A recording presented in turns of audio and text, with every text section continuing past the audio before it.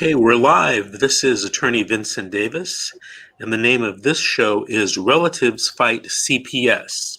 And I'm on with my co-host tonight, Miss Georgette Truan, and a very special guest. We have Emily Lawson. I've been practicing law here in California for almost 35 years, and I primarily practice in the area of CPS-related matters, including civil rights lawsuits against social workers. Georgette, tell the folks how you're associated with this program. I am the co-host for Relatives Fight CPS, and I was a previous survivor of CPS. Okay, very good. And Miss Lawson, how did you become acquainted with this program tonight? Well, when my grandchildren were first placed in the foster care system, my husband and I took immediate placement, hoping to keep them out of a traditional foster care home. I followed all the guidelines and became a Missouri licensed kinship provider. And I had the children live with me for 3 years and 2 months, was pursuing guardianship, had signed guardianship, consent guardianship, had a guardianship case in the court system, and Children's Division all of a sudden decided, she only wants guardianship of one child. Siblings need to stay together, so we're going to relocate both children to a non-relative foster home. There's a little bit more to the story, and I hope we can get into it later, but that's how I got involved with the foster care system. Okay, so you mentioned the state you're from. You're from the Show Me State of Missouri? From Missouri, yeah. I'm originally from Texas, but okay. I currently, the last 19 years, reside in Missouri, in a small town between St. Louis and Springfield. What's the name of it? Salem. Have you ever heard of Knob Noster, Missouri? I have not. Okay. I have not. Because that's where my people are from. Okay. At least on my father's side. Nope, not heard of that. I'm still getting to know Missouri. To tell you the truth, yes, I am. But I knew very little about the foster care system. To be honest, I knew very, very little about the foster care system. I had no idea. I didn't even know what they call a child abuse hotline was. Until I got involved with the foster care system. And today I know more than I care about how the foster care system works. And it's very broken and it's flawed. And there needs to be some really heavy changes in the foster care child welfare system. Well, before we get into the possible changes, why don't you tell us your story?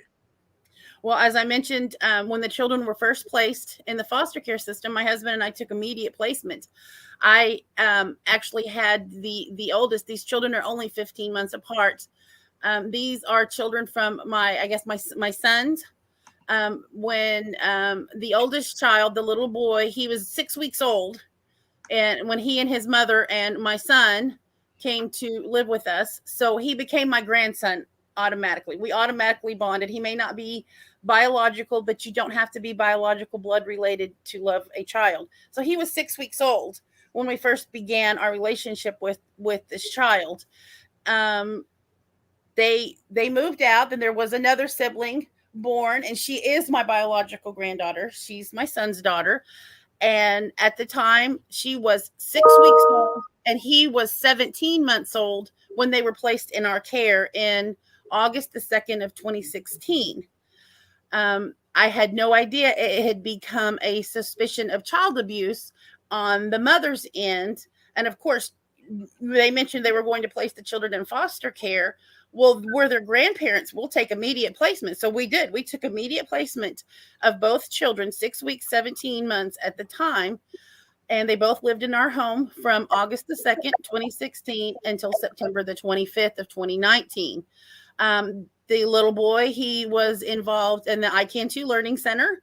So he went to the Learning Center for 2 years and 10 months. As time progressed and the children grew older, with the little girl, she was only 6 weeks old. So I immediately fell into the mother role. And that's how she and I bonded. And that's how she looks at me as a motherly and not a grandmother. And so basically does the little boy. But mom's visitation was hit or miss. She might show, she might not show. The older child started having some emotional issues, to the point when mom wouldn't show up for visits. They were kind of, and I hate to say, kind of violent outbursts. He's so little, you don't want to label, but he would bang his head on the wall. He would kick, he would scream, throw chairs at other children. He bit his teacher, and his behavior was confrontational. I was asking the case manager, how do I address these emotional issues? If anyone knows that a child in state custody, any emotional issues, you have to go through the case manager. That's what I kept trying to do, was ask the case manager for support. I took him to his pediatrician. The pediatrician said, in order to get the child the emotional help he needs, it has to be initiated by Children's Division. I was unable to do it on my own. I called what's a healthcare emotional, it's called Compass Health, that's here locally. Compass Health told me the same thing, directed me towards the case manager. Page 37 of the foster parent handbook says the exact same thing. Any emotional issues for a child in foster placement go through the case manager. At one point, she came for her regular home visit. They come every month and they check up on you. And I had him sitting in a high chair, and he was very, very upset. He told the case manager, when she asked him why he was upset. He said, my mother is a liar. She didn't come to see me like she promised, and I'm very angry. Instead of trying to redirect, she handed him a teddy bear.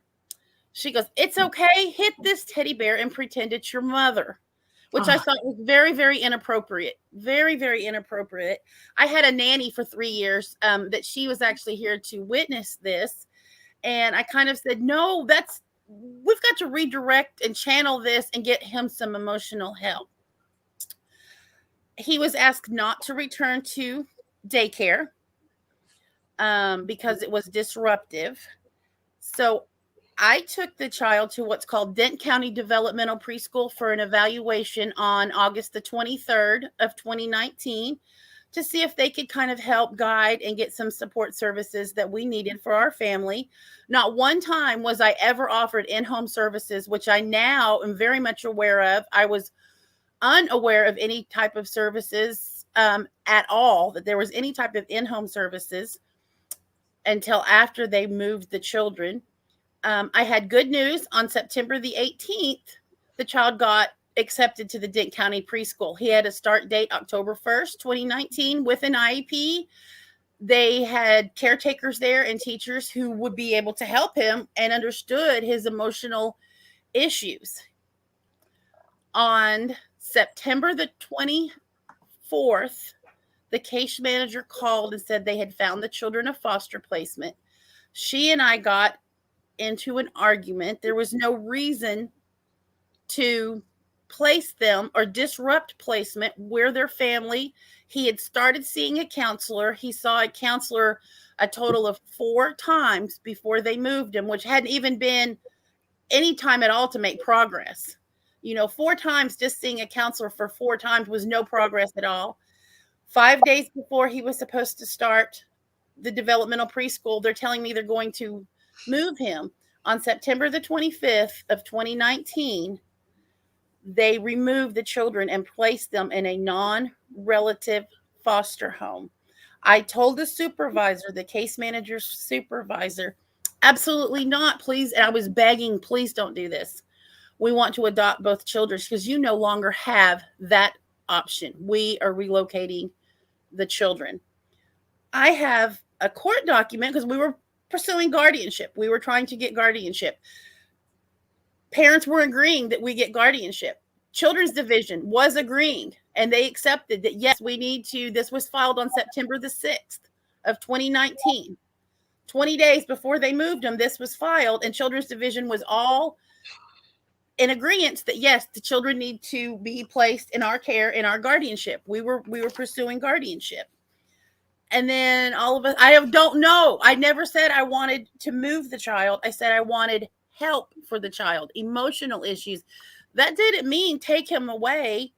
And they continued to claim that I was asking for him to be moved. Well, why would I go to the trouble of taking him for an evaluation at the Dent County Developmental Preschool? He went for about a 2-hour evaluation on August the 23rd. Why would I go to all those links trying to get him help just to ask them to move them? And he had a start date 5 days prior to his start date, where with an IEP, they removed the child. And I have court documents where they're saying that I asked for him to be moved. I let the judge know on November that no, I never said I wanted him to move. I said I wanted help with his emotional issues, to address his emotional issues. I could not do it on my own. In and out of court, and we went to court in it was, first of all, January 2020, and this is right before COVID set in. That court date got postponed when the case manager supervisor said that if I was going to get the children back, I was going to give the oldest child over to his biological father, who I was never able to contact or find. He didn't have any contact with the child for 4 years. He had no contact with this child whatsoever. And I was pursuing guardianship for him, but she said that I was going to give him back to his biological father. At the time, according to Missouri CaseNet public record, that gentleman that she's referring that I was going to give this child was incarcerated by the Missouri Corrections. There's no way I would have been able to give this child back to him while he was in the Department of Corrections. So where she came up with that story, I have no idea. So, of course, the court got postponed. COVID set in, all the restrictions, court dates were canceled. When I finally got back into court in June of 2020, the judge, his judgment, and I've actually got a copy of that. I just most recently got this transcribed, how he actually says that children in state custody, they can move them whenever they want to. And that he believed that placing the children with us, at first they complied by the grandparents' visitation rights.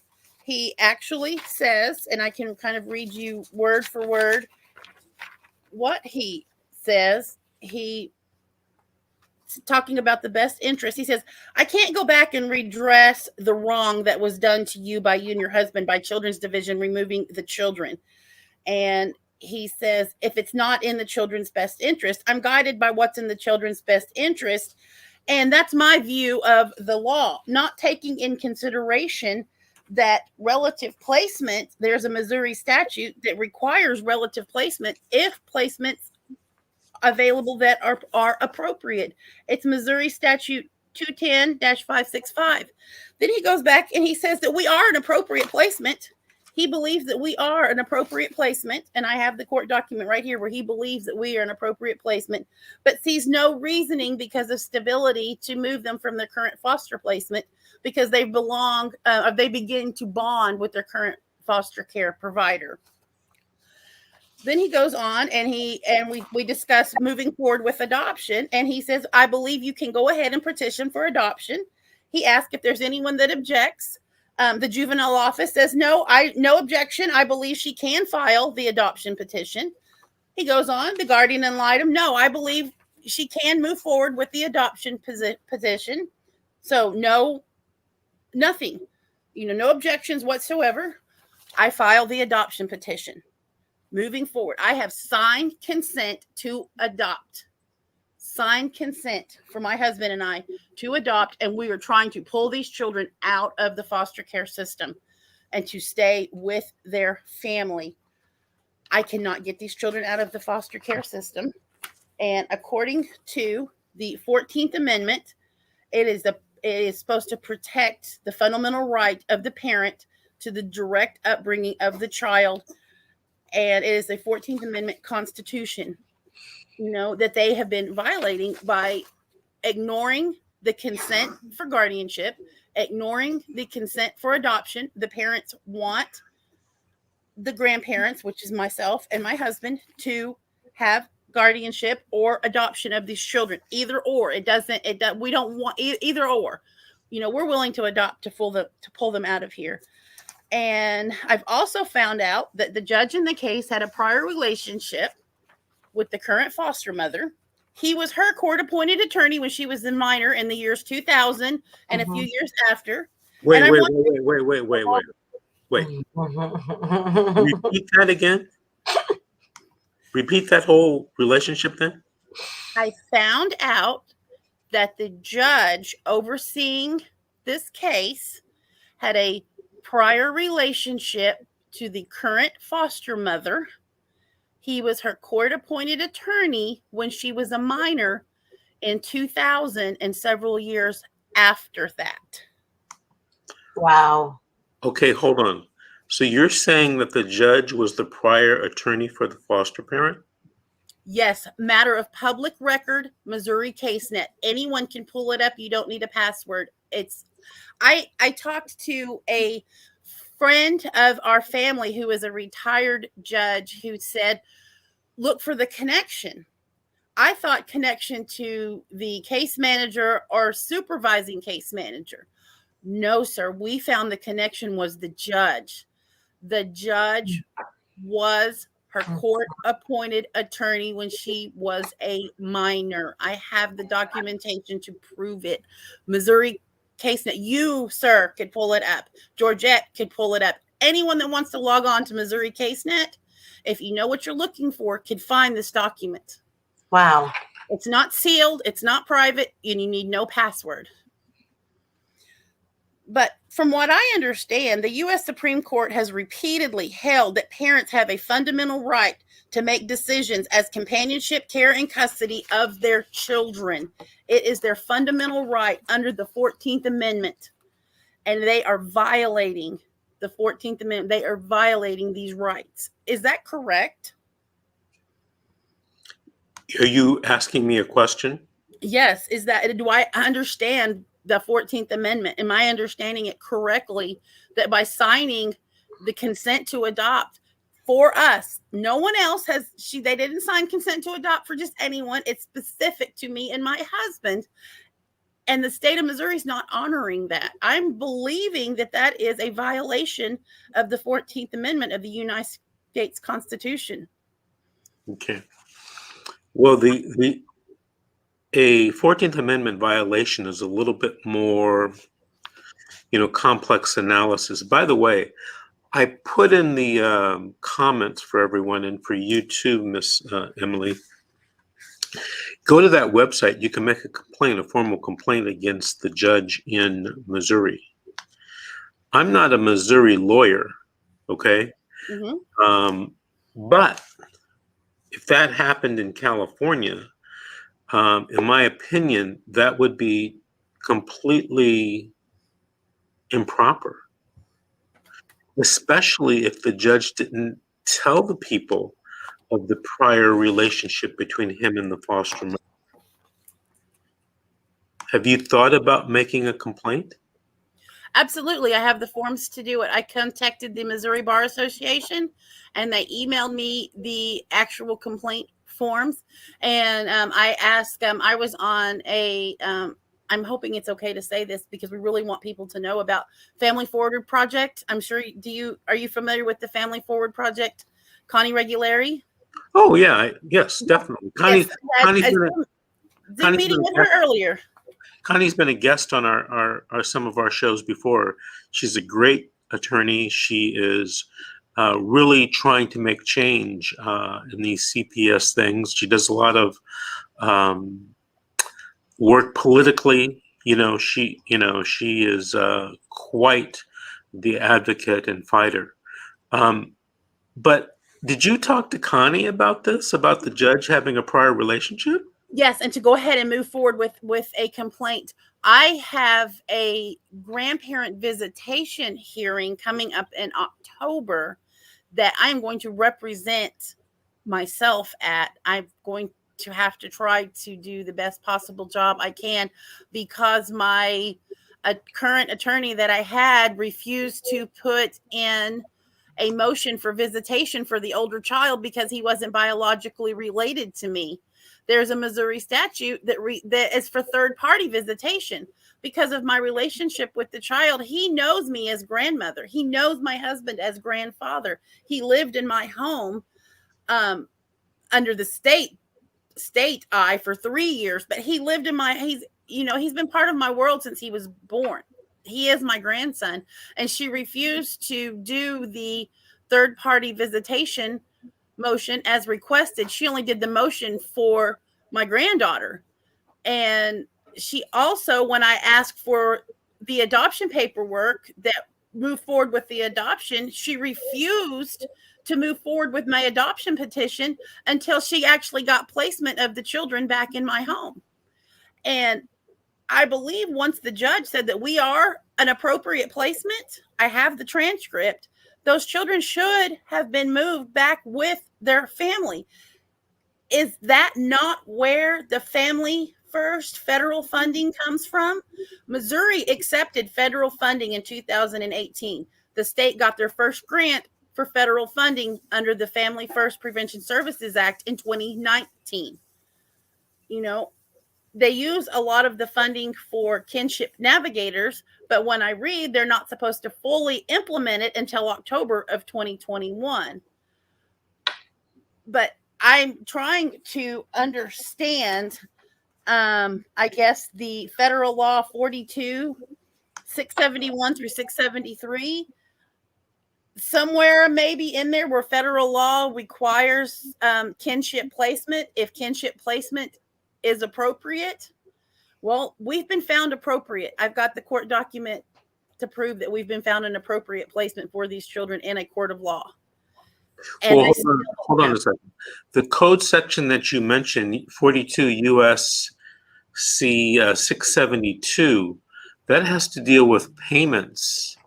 Well, I have I'm supposed to look through 671 through 673. I don't know exactly what I'm looking for.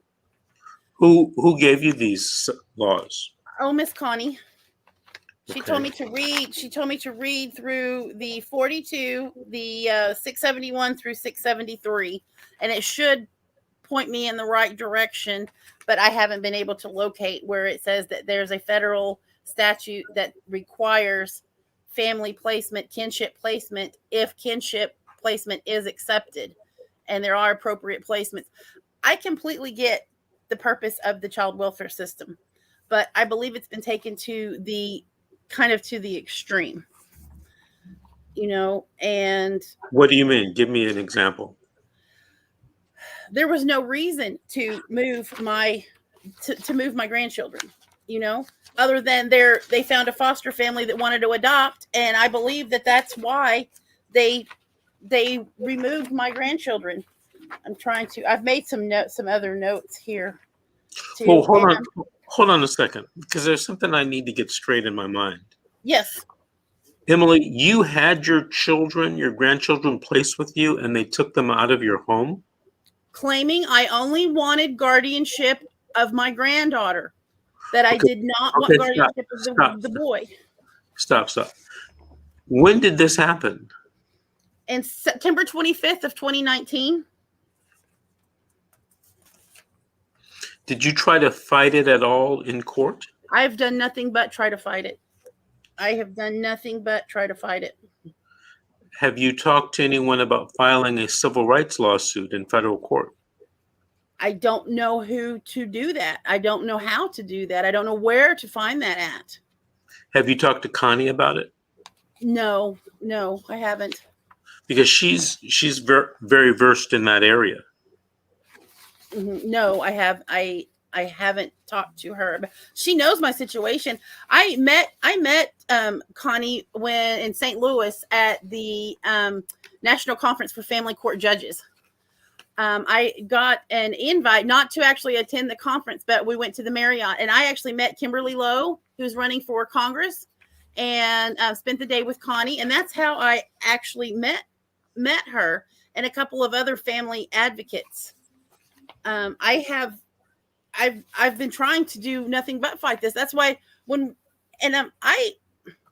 I attended a training class through the University of Missouri Parent Link in March of 2020, right before the COVID lockdown. I went to a training conference in Rolla, Missouri, hosted by the university.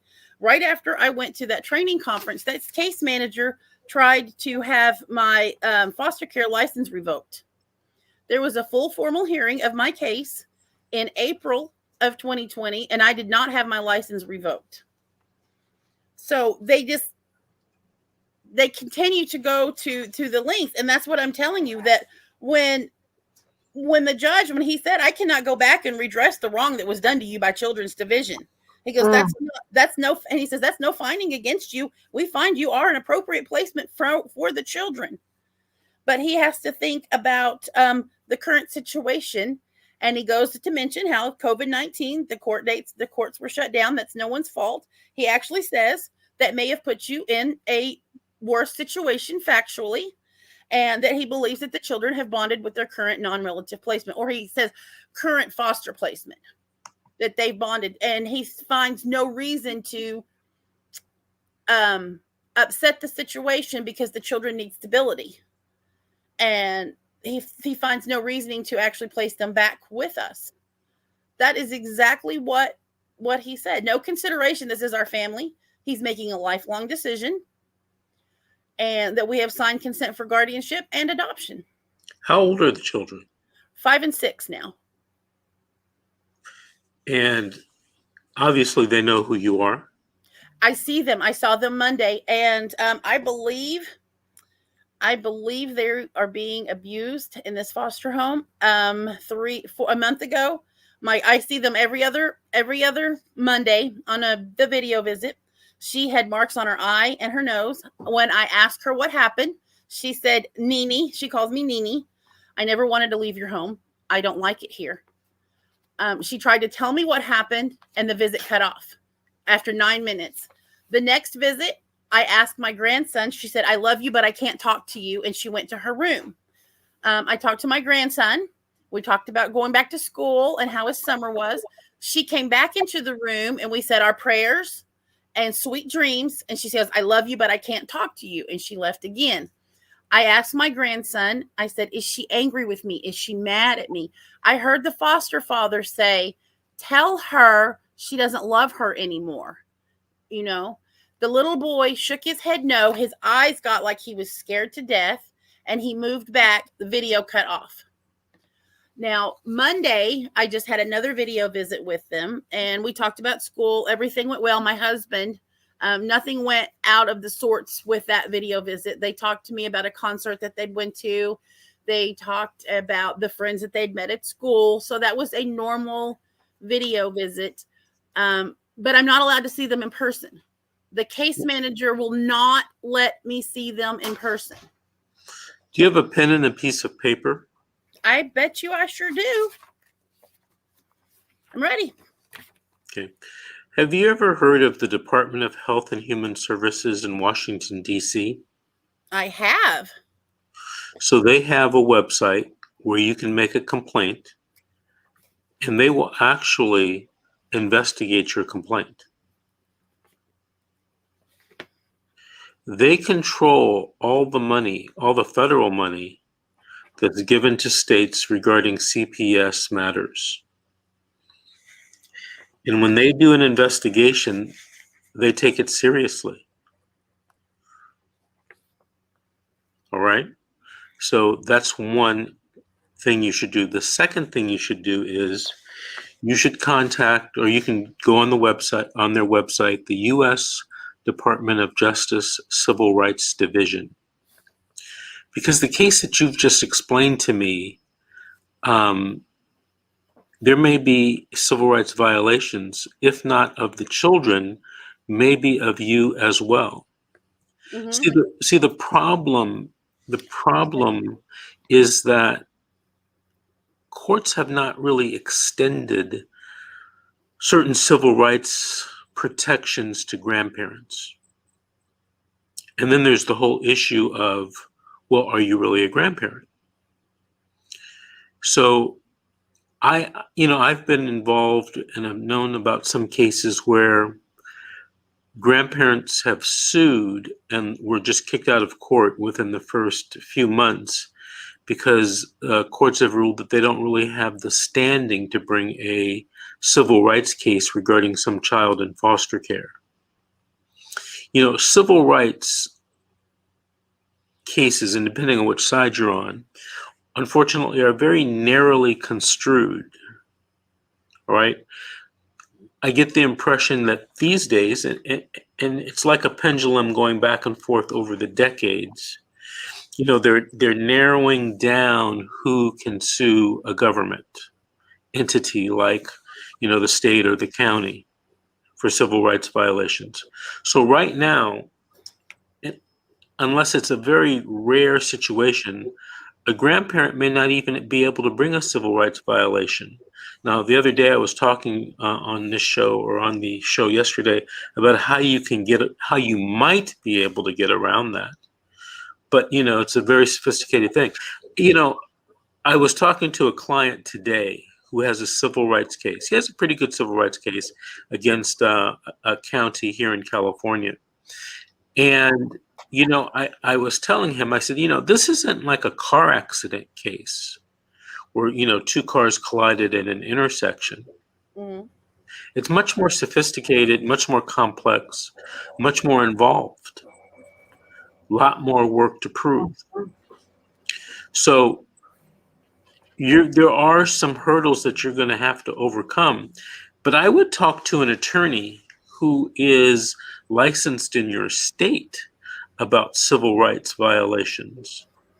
And I think, unfortunately, one of the things, if you were here in California, one of the things that you're going to have to overcome is that even though you say that you are the grandparent, the law may not recognize you as that.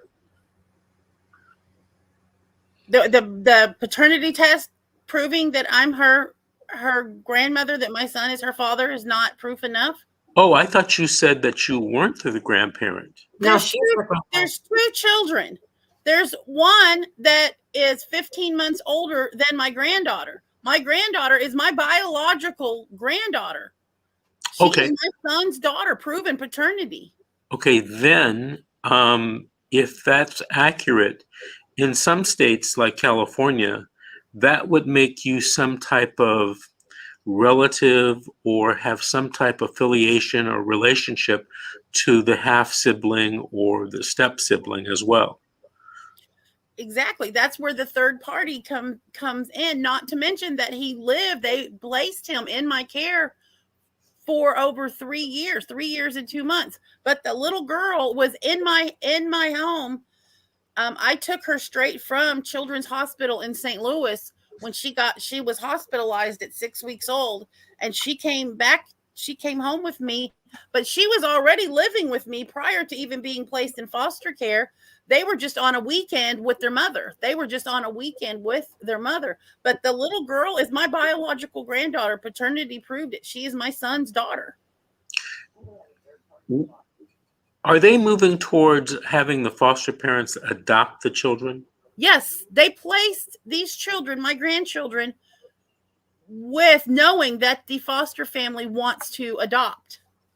They completely disregarded any action plans that I have. I've educated. The little boy was showing signs of reactive attachment. He was very, very young. He was only, he's 6 now.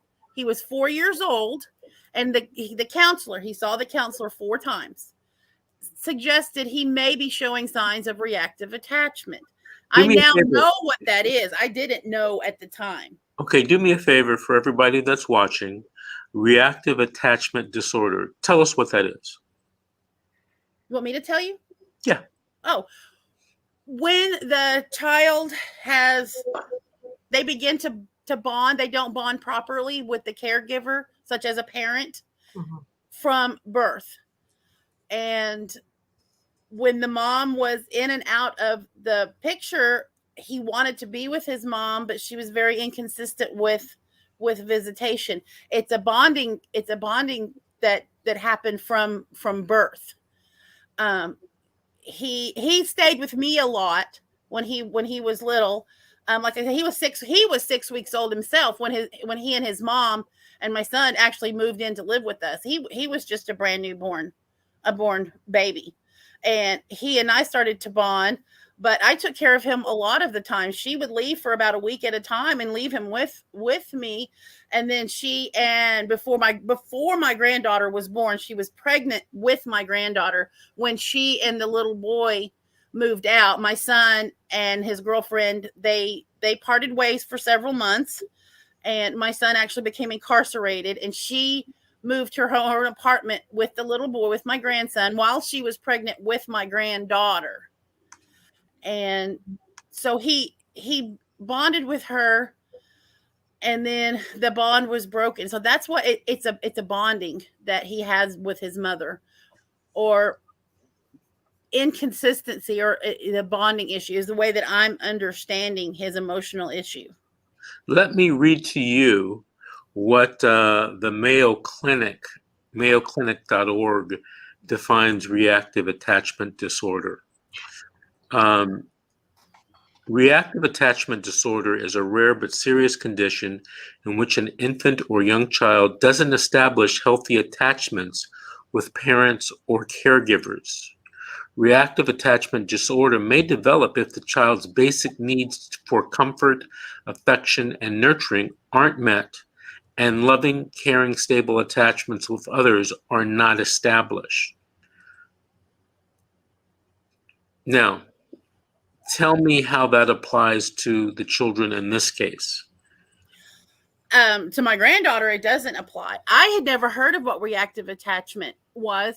The counselor was saying he had the reactive attachment due to his mother's inconsistency. That was his exact words. And he goes, it's going to be a long road, but we'll address these issues. And then they relocated the children. Now, my granddaughter and I developed our bond because, she started living with me pretty much right after she was born. Her mom and all three children, all three stayed. When I say children, I mean the mom is a child too. The mom and the baby stayed with us right after the baby was born. My granddaughter was born, and then they moved to get their own apartment, and the little girl was with me on and off, and they were home for a weekend. So she's always known me as the mom, as the caregiver. She does not have the emotional issues as the older child, my grandson. She does not have those emotional issues. She does say, I never wanted to leave your home, Nini. I don't like it here. And she's asked to come home. She's begged to come home. Can I please come home now, Nini? Can I please come home now, Nini? And of course, I don't have any say over what I can do. I would love nothing more than for her to come home and be with us and give her forever home. We want to adopt them, get them out of the system. My son's incarcerated in Florida. The mom of this children lives in Florida. They have no parental rights. Parental rights have been terminated. And all we want is to adopt them and make them forever ours. By adopting these children, in the future, they could still have a relationship with their biological parents. Should their biological parents get their act together, because the mom is capable of being a good mom, if she just needs guidance. She just needs guidance, and she needs to take the guidance. She needs to accept the guidance. But she's moved on to Florida and has her own life. So, and we want these children. And I have experience in teaching in the Montessori approach. I've had education in child development, child psychology, and teaching techniques for young children. I have experience in training in that. I could do homeschooling. COVID-19, there's a new strain of the COVID virus. There's no reason that these children can't stay here with me, and I can teach them from home, and they're safe. Both of their foster parents work. She works. He works. They put them in school and a daycare, and there's no reason why. I've managed on my own in-home services to pay out of pocket for a counselor to come into my home, work one-on-one with the children and with the family. And that's been disregarded. That's completely been disregarded. I know about from the University of Missouri, it's called Parent Link. They have a kinship advisory committee. I've been part of the kinship advisory committee for probably about 7 months. And if I'd have known about the Parent Link and all the services, I would have been connected to in-home services. I would have been connected to counseling much sooner, much sooner than I was connected. I would have gotten all the services that Children's Division just didn't do. Children's Division failed at their job. Mm-hmm. They failed my family. They failed the children. They failed the children. Most important, they failed these children. Mm-hmm. And there's no reason. We have stability. My husband and I raised 2 children, my son and my daughter, on a lot less than what we have now. We have a home. We have 13 acres. He has a very good job. I work part-time. There's no reason why we cannot take care of these kids. When I say I work part-time, I work from home. I don't have to take these kids anywhere until after this virus situation is a little more under control and people aren't dying from it every day. Mm-hmm. There's no reason why I cannot have these children in our home and appropriate placement and care for them, other than Children's Division keeps fighting me on that. And I believe the judge has something to do with it by having a current relationship with the foster mom. I really, really do. Well, wait a minute. So their relationship is current? No. Well, he's the judge over our case. The prior relationship. I'm sorry, maybe I misspoke. He was her guardian, court-appointed guardian ad litem when she was a minor. But he's still seeing the case. He's overseeing the case, which she's a part of. So you should make that complaint quickly. Mm-hmm. Because decisions are still going to be made on your case. And, if you were in California, this is the type of thing that a judge would have to disclose to you. Not you find it on your own, searching some computer data bank. Well, we found out you can't imagine what you can find if you just start looking and start searching. You can find all kinds of things, But I completely believe that there are some civil rights issues with the parents. That consent to adopt and that consent to a guardianship was signed way before parental rights were terminated. Way before parental rights were terminated. Emily, what's going on with you finding an attorney to represent you back in Missouri? I had an attorney to represent me, and she just refused to do what I've asked her to do. I hired the attorney on the basis that she was going to finish my adoption. I had already filed the adoption petition. The first attorney that I had said, you need a law firm. I'm just a lawyer. You need to find someone who is involved in a law firm.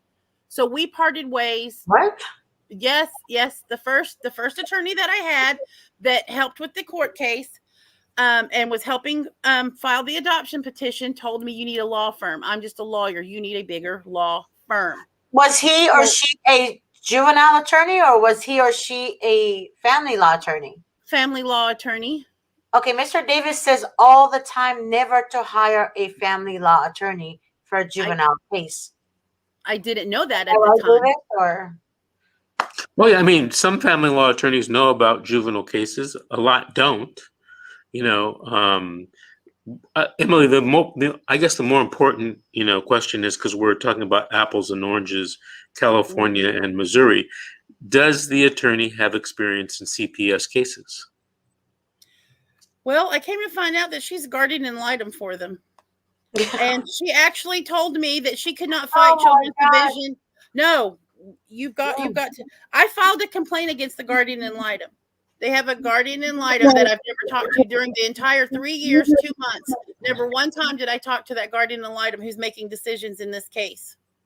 Not one time.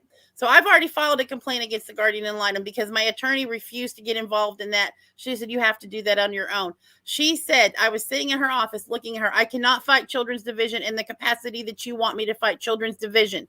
I have to maintain a relationship with them when this case is over. Okay. She's guardian ad litem for them. She's not going to mess up her little cookie jar. Does that make sense? And she should have told me. Now, I've had attorneys honestly tell me that I'm not going to fight children's division. You need to find someone else. So that's why I'm going to be representing my own self, because I can't afford to hire another attorney at this moment. I can't. I've paid her a lot of money. All I hired her to do was to finish the adoption. It's very clear, if she would have read this transcript and listened to this court where there were no objections into moving forward with adoption. That is what I wanted her to do. I wanted her to move forward with the adoption and get these children out of this foster care system and back with their family where they belong. She argued with me and said, I have to have placement of the children before you can adopt them. No, there's a Missouri statute. The children own for grandparents. The children only had to live with your home 6 months out of 24 months. I argued with her on that. I don't know the exact statute off the top of my head. I should have had that prepared. I'm very sorry. I apologize. But I had the children for 3 years. So the 6 months is perfect. I'm more than met that. But she kept going for placement. And the judge kept saying that we appropriate, but wouldn't place them back with me. And then when I asked her about my granddaughter, she's already filed the grandparent visitation petition. That's already filed. We already have a grandparent petition for my biological granddaughter. I said, do the same with my grandson. She says, because you're not blood related, I can't. Third party visitation gives me the right to do that because of our relationship. So I'm going to have to find a new attorney. We're going to have to borrow against 401k. We're going to have to do financing for our house. We're going to have to do something, max out every credit card I have, to do whatever I have to do to try to get these children placed back with their family where they belong. How close are you to hiring another attorney? I've got to find one. I've got to find one that's going to fight, that's going to do what I've asked. I found one. It's, I believe it's called the St. Louis Law Group. They're in St. Louis. They're 150 miles away from me. So they can't be any conflict in my little area for them. But what I'm hearing from you saying is that I need more of a civil rights attorney, a juvenile attorney. No. Let me be very clear. In the CPS courtroom, you need a CPS defense attorney. Period. End of story. If you plan on suing these people in the United States District Court or in a Missouri State Court, you're going to need a civil rights attorney, and preferably one that has done cases against social workers. Okay? Okay. Those are two different things. To you, it may seem that it's all one bunch, one ball of wax, but they're two different things. Okay, so I would suggest that for the time being, that you focus on getting the children back. Okay? That's where I'm at a loss. I've tried twice. I've went to get placement of these children twice. In the CPS court? I in the family court, See, hold on a second second. time I went to court was January 2021, and the attorney didn't even present. I had no idea what type of case it was until I showed up. I was not completely prepared for that. She was definitely not prepared for that. She didn't even present to the judge that guardianship has already been signed consent, and we have an adoption petition, signed consent from the parents. She didn't even bring that up to the judge for him to honor that. Well, see, Emily, I'm not licensed in California. Excuse me, in Missouri. I'm licensed in California. Exactly. The problem is that I'm not sure what you're saying carries as much weight as you think it does. Because if it was in California, it's not a slam dunk. Mm-hmm. Okay, what you just said, let's assume that those facts were true in California. It's not a slam dunk. there's a lot of outs for the social worker and the department to try to take the kids away from you. But here's what you have going for you. You had the kids for 3 years. They just can't come and take the kids from you without giving you a hearing and telling you why. No, they're supposed to give me reasoning why. I've never gotten a reason why. Right. But even if they tell you why, in California, you'd be entitled to have a hearing. And for those of you that are in California, it's Welfare and Institutions Code 366.26 N as in Nancy. So, I mean, the more I think about it now, I'm going to have to agree with you. This is a due process problem. And one of the reasons why I think California added 366.26 in as in Nancy is because they were taking kids from people like you and not giving them a hearing. And that is a notice issue. That is a due process issue. Well, their claim is that I asked for the little boy to be moved. I didn't ask for the little boy to be moved. But but it doesn't matter. Did you go into court and have a hearing and explain that to the judge? Yes or no? No, we didn't have a hearing. I mean, they moved before they moved the kids or after? Doesn't matter. Anytime. To get them back after. Mm-hmm. We never went to court before they moved them. Okay, and that's the due process violation. Because once they're moved, you've heard of the old saying, possession is 9/10 of the law. Mm-hmm. You're kind of screwed. Well, yeah, the judge said that because the children were in state custody, the state can move them anytime they want to, whenever they feel like it. If they believe that's the child's best interest, they can move the children anytime they want to. Okay, so they did. I don't know about Missouri law. I would check with a CPS attorney in your area, but that's not the law in California. And generally, I am told, all of the state laws are based upon federal regulations from the Department of Health and Human Services. So I'd be very surprised if that were the law in Missouri, but you got to talk to someone to find out. And last night I was talking about this, and I don't want you to fall into this trap. A lot of people think if I know the law, ipso facto, I get the kids back. It's not true. There's a there's a 4-step process. You only know the beginning and the ending. There's some things that go on in the middle. Mm-hmm. And that's the procedural battle and the evidentiary battle. And by evidence, I mean, something that's relevant and admissible. A lot of people don't understand the rules of evidence. I'm completely lost on what my next step needs to be because I've done nothing but fight, and I'm not sure what my next step even needs to be, and I know nothing. Right. So here, have you ever seen a hamster? Absolutely. On the wheel? They're running 100 miles an hour, and they're absolutely going no place. And that's the impression that I'm getting from you. You've been wronged. I think we can all agree to that. And you're trying to figure out how to right this wrong, and you're like on the hamster wheel going 100 miles an hour, and you're not getting any place. What you have to do is you have to find a CPS lawyer somewhere in in Missouri. Mm-hmm. It could be 150 miles away. It could be any place in Missouri.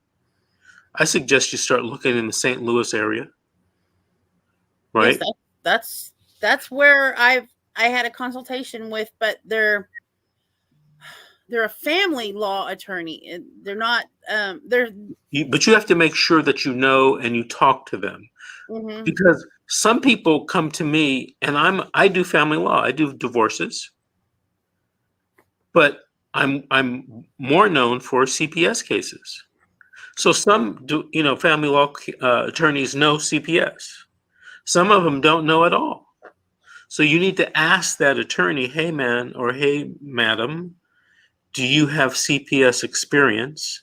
And if so, how much? Tell me about your experience. There used to be a woman that used to be the host of one of the shows we have, and she made about 50 phone calls before she found someone that would help her. And that someone helped her for free. Oh, wow. Okay? That's the long shot. Nobody's going to do anything for free. Well, you might be right, but if there's a chance, you need to let your fingers do the walking on that telephone. Because you're not in the ballpark right now. Mhm. And you need to get in the ballpark. You need to get in the ballpark so someone can explain to you law, procedure, evidence equals winning and getting the children back. See, all you're telling me is about law. That's at best, that's 1/3 of the equation. Well, it's difficult when you can't even get the judge to acknowledge there is a law. Well, here's your problem on that one. You found somebody advised you and you searched and you found there's, in my opinion, and I'm not a Missouri lawyer, so, don't quote me, but talk to a Missouri lawyer. If he represented the foster mother previously, he has to disclose, if you were in California, okay, he would have to disclose that to everybody, including you. No disclosure. Right. I gathered that. Mm-hmm. And some would argue that it doesn't matter if he discloses or not. He can't be on the case. Right. So I don't know what the law is in Missouri, but I'm sure there's something wrong with that. And you need to talk to a Missouri lawyer and you need to file that complaint.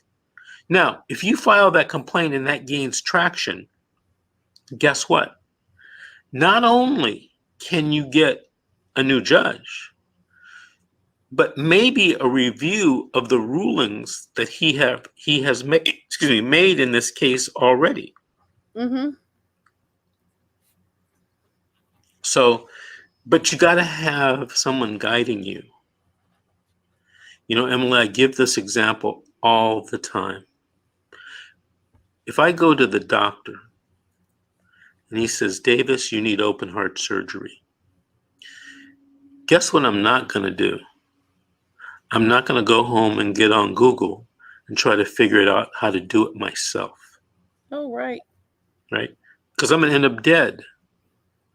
But so many people I talk to think, it's America. I can find out what the law is and, I can go to court, I can represent myself, and I should be treated fairly and I should win. That's completely wrong. Completely. I tell this story of a guy that came to me on a Saturday morning. This is years ago without an appointment. And he had a stack of documents about this thick. And he was, kept waving them at me when he was telling me the story. And what I didn't know is he had been to court on the Friday before and he had lost. And he came in with allegations about corruption, about fraud, many things. And I said, well, the bottom line is what was the complaint? He said, the judge wouldn't look at my documents. I said, did you present them to the judge just like this? And he said, yes. He said, but the judge used the word inadmissible. Right? What the guy didn't know is that the evidentiary requirements to get documents admitted into evidence. You just can't show up to court with an inch stack of documents and expect the judge to admit them and consider them in making a decision. But his whole case was based upon these documents. Mm-hmm. So he lost and he claimed fraud. He looked up the law. He had his documents. But like I said earlier, he didn't have the procedural and the evidentiary parts down of the case. And that's why I say to you, call. it's worth your while. Believe me. Look, Emily, I've been doing this. In December, it will be 35 years. I'm not just telling you this because I'm pulling it out of my rear end. I believe you. You know, I've made tons of phone calls. I've paid. They don't even do free consultations. I've had to pay for consultations just to find out at the end of a $250 consultation fee that they can't help me. Right. Well, you know what? There's something that I like to call a pre-frame. Right. Before you go for the consultation, you call them, you say, hey man, can you do a CPS case? Mm-hmm. I'm a relative or a grandmother and I'm trying to get a kid back that's in CPS custody. Can you, not will you, can you help me with that? Mm-hmm. And if they say no, then go to the next one. Go to the next one. I don't want you to answer this, but have you called 50 people? Probably have. Okay. Keep calling. Honestly, I have tried and tried and tried. Got to keep calling, keep looking. Because the answer is not to give up. You and I agree on that. Absolutely. But here's what the other answer is not. The answer is not, hey, let me go in and represent myself and see what happens. Well, and that's only because I don't have any more money right now for an attorney to represent me for my grandparents. I'm just trying to stay in their lives. I'm just trying to get visitation rights. You know, if I can't have them back at home, which is ultimately the right thing, is I want them home with us, with their family, where they're supposed to be. I just want visitation rights. You know, I'm losing my grandchildren, and the case managers they've lied. They have actually lied, and I can prove they've lied. You know, I actually have solid proof between court documents, court transcripts, and text messages that they have been dishonest. Because the supervisor, the case manager said, oh, we referred her to play therapy. She said this in court on January the 20th, 2021, in court, when she was questioned about what kind of services they offered. She goes, oh, we referred her to a play therapist. My attorney said, where did you refer? Oh, over on Forum Drive. She never referred me to a play therapist. There is no play therapist that accepts children in foster care on Forum Drive. She couldn't say the name, the date, or anything. She made it up out of air. Of course, the judge had, he did find complete, he didn't find Children's Division credible. He found them not credible. And this was January. This is when I went back the second time. But he still wouldn't do placement of my grandchildren. He saw no reasoning, no foundation to remove them from their current foster placement, other than we were their family. He acknowledges the bond. He acknowledges that we have a bond with our grandchildren. Absolutely acknowledge it. But he said there is no legitimate reasoning for him to place the children back in our home. Okay, so Emily, we're running out of time. I gave you some very direct steps to do. DHHS. Okay, that's a big one. All right. Yes, I wrote it. I wrote it down, Mr. Davis. U.S. Department of Justice, Civil Rights Division, and maybe even make a complaint to your state DSS or Department of Social Services. All right. And definitely talk to someone about making that judicial complaint. I'll tell you something really quickly. I called Jefferson City, which is the Missouri Department of Social Services Children's Division. I called them and tried to talk to them. Would you like to know what their reply was? I don't have time for this. Click. Swear. I don't have time for this. I completely believe you. I believe you. I don't want, Georgette sometimes tells me, Vince, you sound too harsh. Okay. I believe you 100%. All right. But you can't give up. The question now becomes, what are we going to do next? Right. That's, I'm like, what do I feel like the circle, like you said, the hamster wheel, the circle. Right. The circle. There's got to be an out. Many years ago, before I even got married and had kids, I had a mentor that once told me something about life. And he told me, life is full of problems. You're either in a problem or you're moving to the next problem. And he says the trick is no matter what happens in life, to pick yourself up off the ground and take that next step forward.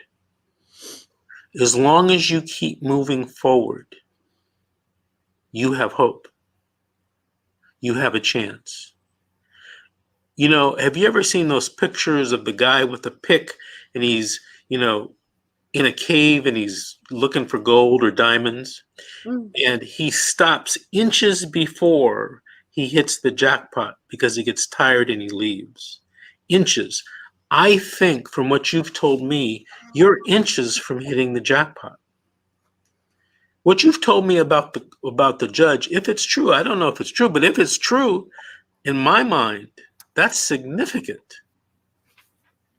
I showed you this. Does that show you I'm telling the truth? Right. But we're not gonna mention any names, but assuming I didn't mention name. I just got it. I've got the proof right here. Okay. Tomorrow morning, promise me that you will call and fill out your complaint, or you might be able to go online. That website that I found that I put in the comments, I think you can go right online and make the complaint. Nowadays everything's on the internet. Oh yeah, you can't do anything in person anymore. Right. Especially during COVID. No, you can't. You can't do anything anymore. You know what? So let's do this. You know what? I want you to call Georgette tomorrow morning at 8:00. Georgette wakes up early. Okay, is that 8:00 her time?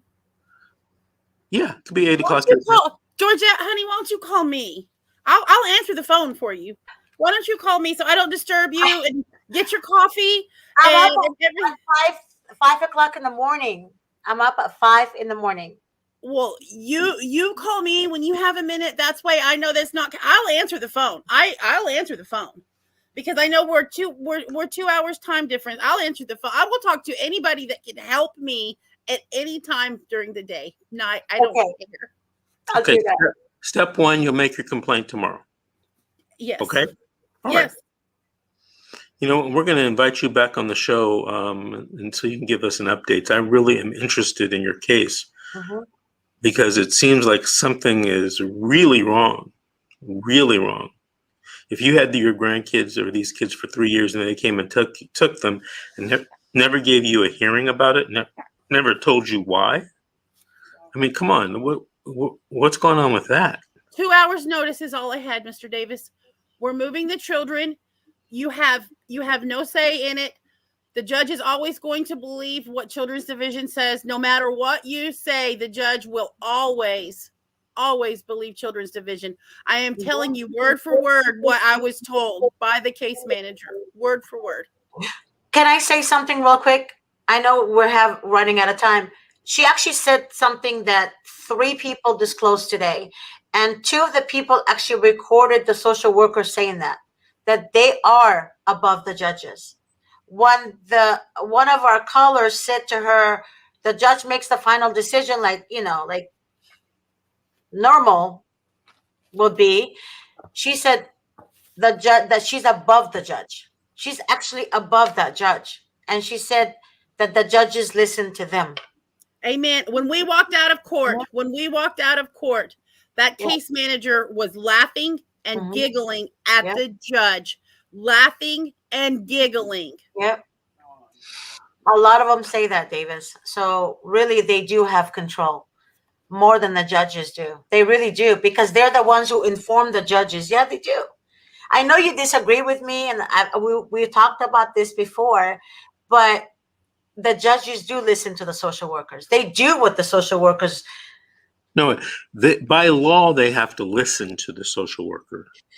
But if you have the social workers, I'm going to put you on mute. Okay. Listen, everyone in California and probably in most states, by law, the judge has to listen to the social worker. By law. Okay? But the judge doesn't have to do what the social worker recommends.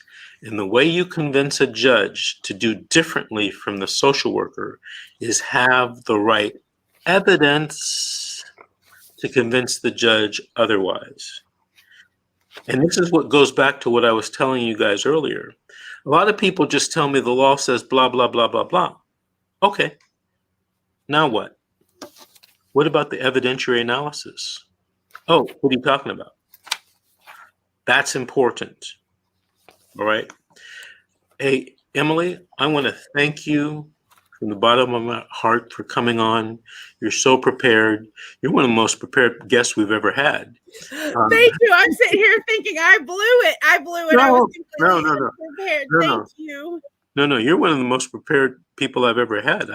If you were in this area, I'd probably hire you to work for my law firm. Unfortunately, you've learned a lot about the CPS system, and it's not good, but you have specialized knowledge that a lot of people don't have. Lots of flaws. That's all right. Lots of flaws with the CPS system. Lots of flaws. Yeah. We all know that, and we're trying to make changes. Mm-hmm. But we're going to keep in touch with you. Georgette's going to call you tomorrow, and we're going to have you back on the show in the future, okay? Thank you, Mr. Davis. I'll talk to you tomorrow, Georgette. I'll answer your call. When you get your coffee, girl, I'll have mine too. All right. All right. Thank you. Now, tonight, Georgette, I'm going to do something new. There are people logging off, and they're going to log off to we're going to have an after party. Yeah. Let me unmute you. We're going to have an after party here. Now, let me tell you what the after party is going to be. The after party is going to be people are going to post questions, and I'm going to try to answer some of these questions. And if I answer a question, or it's an interesting question or a story, I might even bring them online with us right now. Wow. Right. So I need their email and stuff like that. But so starting right now, anybody watching, the number of people that are watching has dropped significantly over the channels because they think it's over. All right. Now, people right now, if you have a question, starting right now at 8:20 p.m., ask your question and I will try to answer it.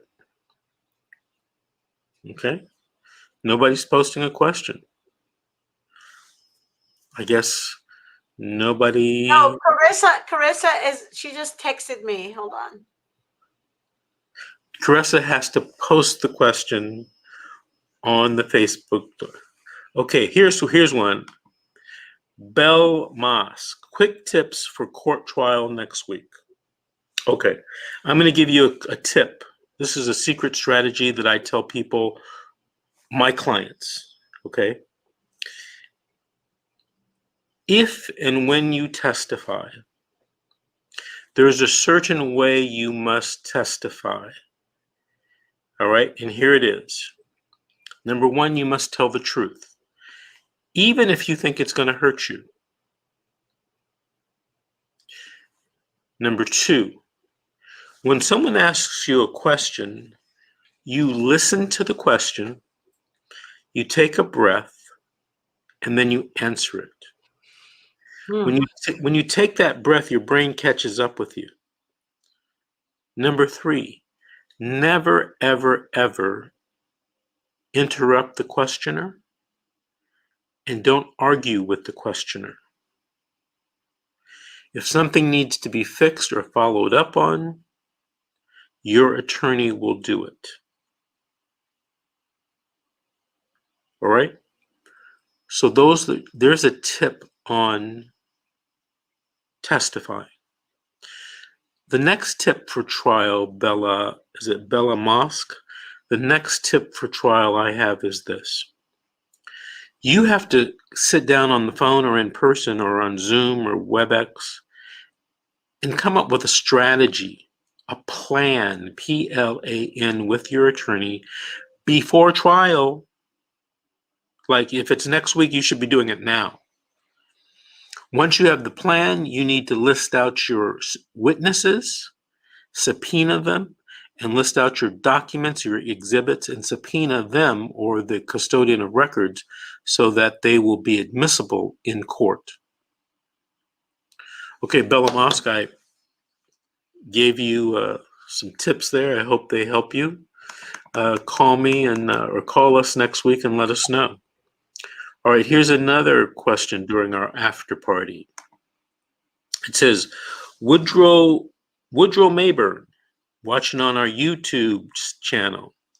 If my kids were detained from retaliation or for retaliation from reporting a CSW worker, what can I do? Okay, let's assume that you are correct. Your kids were taken because the social worker got pissed off because you turned them in. Number one, you must talk to your attorney and come up with a plan and a strategy to get your kids back. That's number one. Now, it may seem obvious as the nose on my face or your face, but a lot of people approach these things emotionally, egotistically, and they don't come up with a plan. You know, I talked to two of my lawyers today, and they wanted to ask me a question about a case that's coming up. And they both were, yeah, for about 5 minutes. And I said, well, you guys haven't told me the plan. I can't answer your questions until you come up with a plan.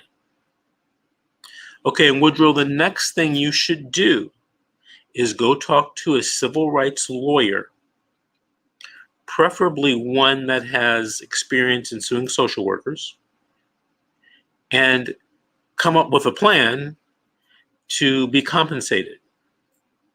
All right? Those are the two things you have to do. All right. Let's go to USA Mommy. USA Mommy says, how do you do all this, Vince, every day and stay so positive?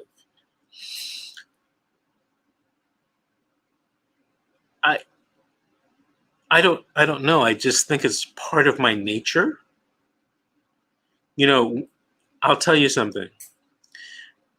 When I was growing up, listen, my father's African American. My mother's Japanese. He met my mother in Japan at the end of the Korean War. He was stationed in Japan. But I grew up in my father's mother's house, an African American woman, and her husband, my grandfather, in South Central Los Angeles. Now, I'm 63. You know, things were a lot different for Black folks back then. And one of the reasons why I became a lawyer is because I wanted to help people. Because I saw a lot of what I would consider injustices, right? Especially with, Black and brown people. But I see it now. I mean, it has no color lines in the CPS thing. Black, white, Asian, Latino, or Latinx, they don't care.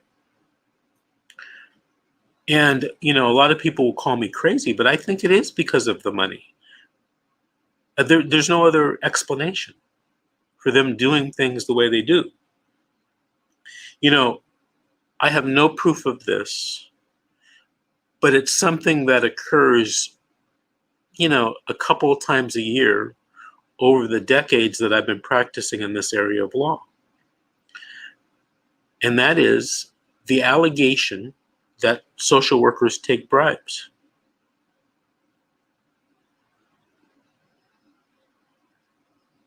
I have no proof of that. But why are they any different from the rest of society? I see stuff on 60 Minutes on the news about some judge, who got in trouble for allegedly doing something like that. Why wouldn't a social worker allegedly do something like that? I don't know.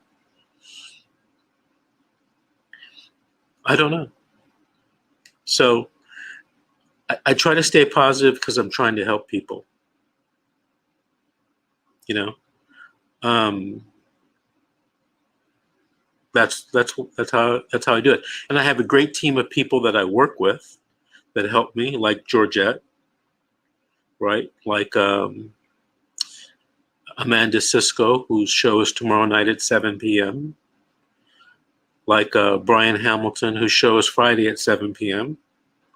Like Aaron Carranza, whose show was last night at 7 p.m. I work with a great, some great attorneys in my office, and we're just trying to help people. All right, let's go to the next question. Then, all right, here we go. From Sheila Griggs, sorry. Sheila Griggs, what to do when DCS keeps postponing court due to family therapy?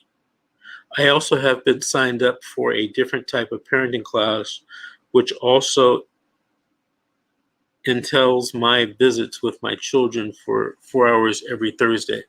Okay, Miss Griggs, I'm not sure what you're trying to ask me. Let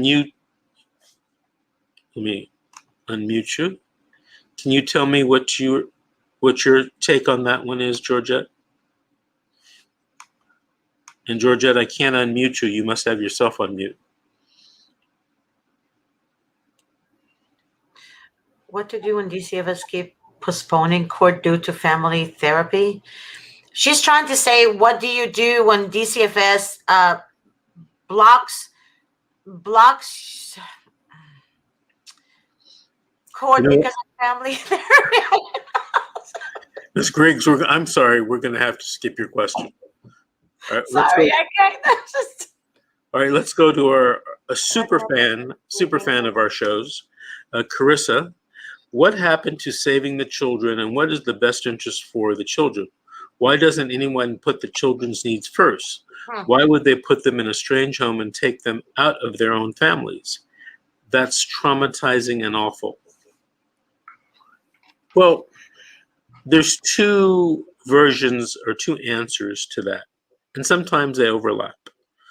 A lot of people will say they take children out of their homes and away from their families because of the money, the economic incentive. It's like, what, $80 billion budget nationwide, CPS? That's a lot of money, right? And social public agencies, they're in business to make money. We never think that because they're our government, but they're, everybody's putting their hand in the feeding at the federal trough for federal money, right? So I guess follow the money. Then there are those that say that only happens when we protect children, when we want to protect children. And sometimes I believe that. A lot of times I don't believe it. And then there are the occasions where you take a kid out of the home because of domestic violence that the kid may or may not have seen. And of course, the kid goes into a foster home where he or she is abused by another foster kid or foster parent. Does that happen all the time? No, it doesn't happen all the time, but it happens enough, right?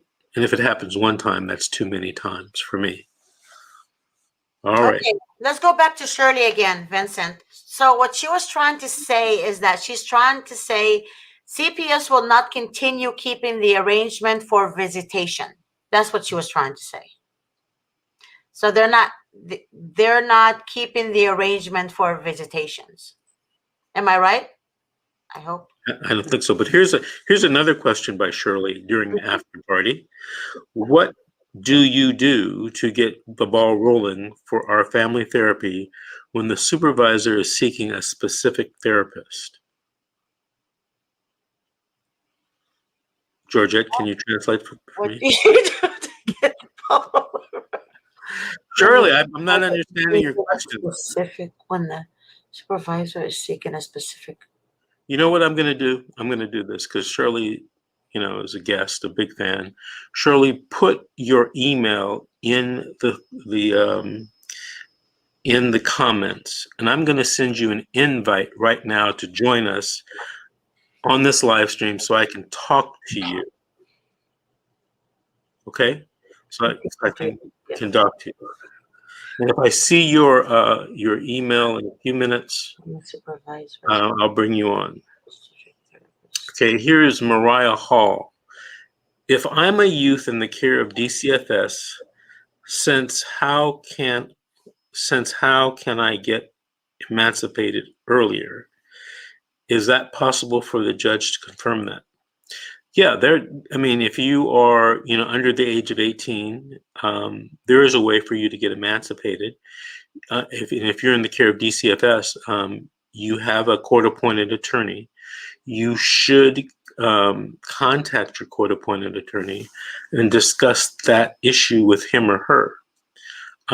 I personally, I'm not a big fan of emancipation. I mean, it's the law, but I was also, I'm also a father, and I was also, your age at one time, and I can't speak for everyone, but generally, I mean, that's it's very tough to make it when you're not even 18 years old and you want to be emancipated, because usually, you might be pissed off at somebody, right? So definitely talk to your attorney, and or if you have a counselor, talk to your counselor. And in this situation, maybe you want to talk to the social worker. All social workers aren't bad, you know that. And some of them, are trying to help people. Oh my goodness, Vincent. Let me mute you. Okay.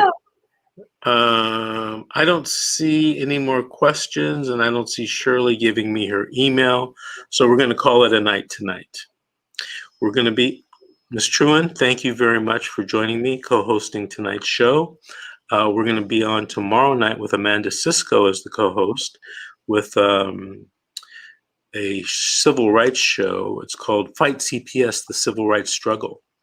All right. So tomorrow at 7, we'll see you guys tomorrow at 7 Pacific time on these same social media sites, and including on Facebook and on YouTube. All right. Good night, everyone. Have a good night.